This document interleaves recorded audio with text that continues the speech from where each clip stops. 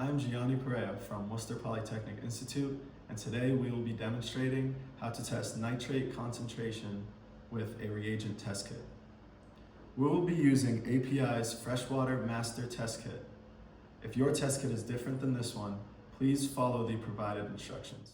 First, fill a clean test tube provided with the kit with 5 milliliters of the water sample you'd like to test.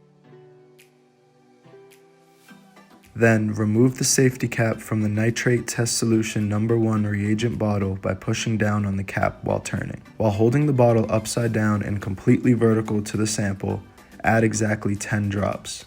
It is very important to hold the bottle completely vertical to ensure every drop added into the sample is equal. Close the nitrate test solution number 1 as you will not be needing it anymore. Close the test tube and invert it several times to mix.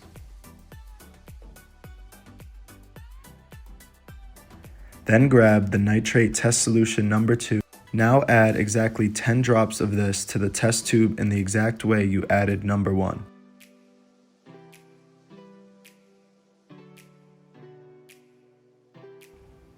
Then shake the solution vigorously for 1 minute. This step is also extremely important to ensure accuracy of the test. After shaking, wait 5 minutes for the color to develop.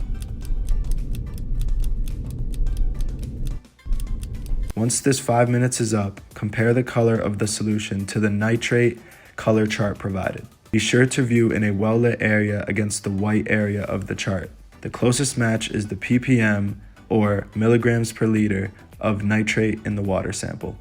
To ensure safety to the environment and participants, pour the solution in the test tube in a beaker or some place it can be properly disposed of.